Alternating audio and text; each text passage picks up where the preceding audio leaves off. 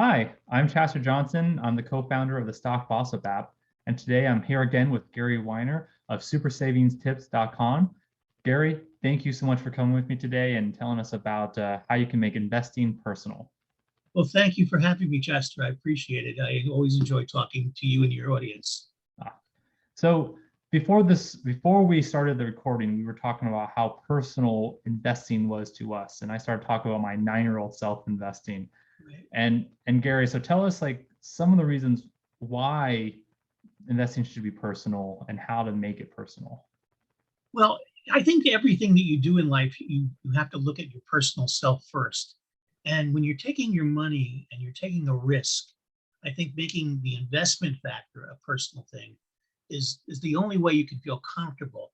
You know, there are many, many people, not only on the internet, but who write books and are on television, who constantly talk about the process of investing and make recommendations on how you should do that. But it's a voice out in the wilderness unless you yourself feel okay with that. You can follow the advice of those people, but I think you feel like you're taking a big risk when you do that.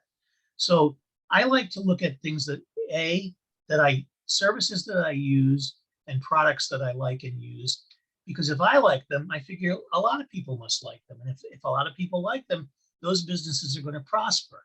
And you were telling me your 9-year-old self liked certain products like Jack in the Box when you were a kid.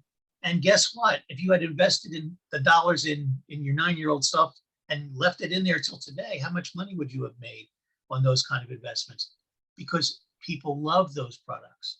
If they don't love them, you won't love them either, and you'll get out of those investments. So the first thing I think is invest in something that you like, that you use, and make it personal. But there's more. There's more to making investments personal, and I like to break them down into stages, like stage 1, 2, and 3. First, you have to have a goal. What's your goal? You may have in my case, I was building towards retirement when I became a big investor. And I was already well past the age of some of the people who are probably watching this right now. I was in my 40s or 50s when I started making my first investments.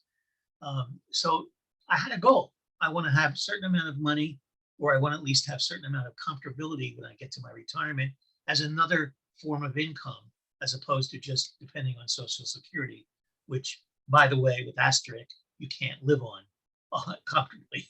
And if you're my age, don't even expect it to exist. Well, I still think there's a lot of people who feel the same way as you do, Chester, about that. I do think there will always be Social Security. The question is, how much will it be, and how much support will you get? But the big problem that you have is it provides you with money every month, and I'm living that now because I get that money every month because I worked for 45 years in an employed environment. But it's not enough to get near where the level of lifestyle that I want to have. It doesn't even have to be a lifestyle that I had, because in retirement, you tend to downsize. You know, I don't have as many cars as I have. I have one car, my wife and I, between us. We live in a condominium, not a big house. So we've reduced our expenses, which is important in retirement because, my kids are out of the house and grown. I don't need to support them anymore. At least I hope I don't. Not yet, at least. You never know, however. But the point is, you need alternate sources of income, and that's why investing is part of that plan. So have a goal. That's important. And I think your readers and your viewers should think to themselves, what is my goal? What is my real goal? Am I just looking at making $1 million? Well, that's probably not realistic. So get a goal. Second, what's your plan to get to that goal? What is the return you're looking for on your money? You hear numbers thrown about in the investment world, 10%, 20%, 30%. There are people that think that you can double your money in the stock market. And maybe you can. Maybe there's a 1 in 1,000 or 1 in 100,000 that doesn't. But you need to have a realistic return. And today, when we're living in an inflationary cycle, making 4 or 5% probably isn't a good return. You need to look for something better than that. And then when you make your portfolio up, which is, of course, the numbers of stocks and mutual funds and investments that you put into your little pot, have it be a broad assortment. So you're not dependent on any particular thing to keep you going afloat. If you were a tech stock guy and you love tech stocks, you were hurting in the month of April because it was a bad month for tech stocks. But if you were broadly invested and you were covering other things, other categories, you probably did a little better than that. And hopefully, maybe even well. Some people did well. So those are the three aspects of it, I think. And, when you match your investment to your plan and to your goal, and you do that properly, you're going to be a more successful investor. So that was the long-winded answer to your question as to why I think you have to make it personal. So, let's say someone's in their 20s and they need to make a goal and they don't know anything about any of this. What do you recommend besides going to a financial planner, because you may not be comfortable yet for that, but just step one, what should they do to get their goal going? Well, first of all, I think of that question evokes a lot of responses in my brain. People think that you need a lot of money to make investments. And of course, when you're in your 20s, you may not have a lot of money. You may be just starting out your career and trying to earn an income of some sort. Now, if you are in that situation, what I always look at is saving money is the same as earning money. If you make let's say you have a job, a 9-to-5 job someplace, and you're making whatever you make, $40,000 a year, $50,000 a year. If you have that kind of income, you make a budget, you look at your budget, and there's always a way to make that budget trimmer if you want to. There's a difference between having everything you want to buy, whenever you want to buy it, extending yourself on credit, or being reasonable about it and learning, here's what I really need at this point in my life. And what I want to do with my money is save some of it so I can do something important with it. Important with it may mean investing. And if you can trim some of the fat out of your spending, you'll have that money to make the investment. So the first thing a younger person should do is not say, oh, I don't have any money. I don't have enough money to make investments. I barely have enough money to get the things I really want. Start thinking about what you really need as opposed to what you really want, and think of your investment as a need to get yourself building your wealth in the long term. So that's what I would say to a young person.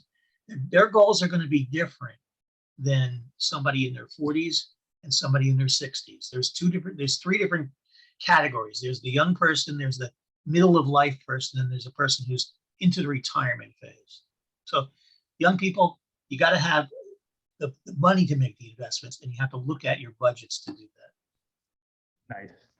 So before we started talking and recording, we were talking about investments that I made that were personal to me, and the one that we were joking about was Jack in a Box. So if you look at the hat behind me, I used to live in San Diego. I used to look at the Union Tribune and look at through the penny stock when I was little. I caught this one called Food Maker. I did a little research, and Food Maker is Jack in a Box. Just to give you an idea, if I had kept up with my little 9-year-old self, my 9-year-old self would have bought Jack in the Box at $9 in 1998, or I know how old I am. 1996, in that area. It is worth $83 right now. Wow. That is a big, that's not even a doubling. That's a 10-bagger. Yep. Even probably maybe a 5-bagger. That's just it's so high, the math I can't even do in my head quickly. And that's my 9-year-old self. I mean, that was just a very obvious decision for me because I could see that they're growing and I liked going there. So I tell parents, I'm a parent. I have a 7-year-old, excuse me. What is your son or daughter like? Because that's probably what you should invest in as well. I would agree with you. No doubt about that, because the next wave of the future is always the next generation. And when they have something that they like, you can pretty much bet somebody in that generation is going to make that happen in terms of growth and development. Yeah. like if you were a kid right now and you're hearing all the discussion about electric vehicles and the fact that you almost can't watch a television commercial today that doesn't feature an electric vehicle, and your mom and dad is still driving the old traditional gas guzzling vehicle, you know that in this period of not that long, 10 years from now, everyone's going to have one. It's just the way it is. So if you were thinking about investing, maybe that would be a place to put some of your money. The growth in that category is going to be enormous, not just for the people that make electronic vehicles, but the people who supply the charging stations and all the things that go with it. So you're 100% right. The kids will tell you what the next thing is, next big thing is. I'll give you an example that's interesting. Now, I have two examples, but I'll give one first. So kids like something called Minecraft. It's 11 years old, I think, at this point, and my son got me into it. He forced me into it. So I finally started doing it in January, and we play every once in a while. But I decided to look into what the heck, Minecraft's interesting. It looks really popular. Maybe I can invest in it. Went down that rabbit hole. Minecraft actually is owned by Microsoft. It was bought out in 2014 for, I think, $3 billion. And it's a multi-billion-dollar media item. You know, it's a franchise that's worth billions. So Microsoft made their money off of it. But what's interesting is you do that rabbit hole research and you start finding out that there's a conglomerate that might be behind there. And Microsoft has changed from when I looked at it when I was in my 20s. It's completely different now. You know, that rabbit holed me into why I should choose Microsoft as an investment, because they've done so much to change their business, and there's a reason why I think they're a $2 trillion company now. There's a reason why they really pushed into different businesses to be successful away from Windows. Well, they've done exactly what I said earlier was they broadened their position so that they don't get stuck into any one thing that may not be the thing that is the hot item at that moment. Yeah. And when you have the kind of money that a company like that has behind it, it's fairly easy to broaden your horizon. If you're a small company, you may not be able to do that. So that's a very interesting process. And it doesn't mean that the game is a weak link in their system. It just means that they have a bigger picture that they're looking at. Yeah. It's that one item. So that's interesting. Exactly. Yeah. The other one I'll just say, you know, again, my son gives me all my investment advice. So maybe you shouldn't listen to me. Well, you know, your son's opinion is probably just as valid as anybody else's, because he knows what he likes. And that's the most important thing. You know, everything out there has got its fans and its detractors, but the proof of the pudding is what you personally like yourself. And I think that's if I have to give a basic tip for investment, I would say be practical about what you think is a good investment because you like it personally. Don't listen to every voice out in the horizon, because some of them are right, some of them are wrong, and some of them have motivations as to why they make those recommendations that may not be in your best interest. Yeah, exactly. So I'll give one more personal investment and then I'll let it be. So Landon, my son, also plays something called Roblox. I knew nothing about this either. I started playing with him. I was coerced into it, so I started playing with it. It's interesting. But I did some research again. Like, you know, I want to build a portfolio for my son, and let's figure out what is in there. So Microsoft's obviously in there. But Roblox is this whole metaverse, thing. But if you break it down, it really is just a platform of games that you can go into, and you're playing this game with thousands of other people. And what's very interesting is, you talk about Facebook trying to get into the metaverse, and why are they trying to do that? Well, Roblox has intentionally or unintentionally become the social media platform for kids, which was bizarre to me. Landon, he's never going to be on Facebook intentionally. We'll put him on there maybe to talk to his cousin or something like that. But if he's going to talk to his friends, he's like, find me on Roblox. And I'm like, wait a second, this is their new social media platform. He's never going back. Right. So it's an evolution. It's an evolutionary thing. And Yeah. so, we look at it as adults and we say, why? We have a perfectly good platform right now to talk to our friends with, but it's not for them because it's not what they want. And Yeah. what they want is going to drive the marketplace. So Exactly. So keep it personal. keep it personal is my mantra these days. Well, Gary, thank you so much again. This was a great video about making investing personal. I think we should talk about this topic again in the future. I think this is very important for people to understand that it isn't just numbers. It comes back to something tangible that I think is the core of why investing is important. So I thank you for bringing up this topic. And I welcome you for having the discussion. I think you're right 100%. We should definitely do it again. Awesome. Check out Gary's website, supersavingtips.com. And of course, check out the Stock Boss Up app. I'm Chasta Johnson. Thanks for watching. Bye. All right. And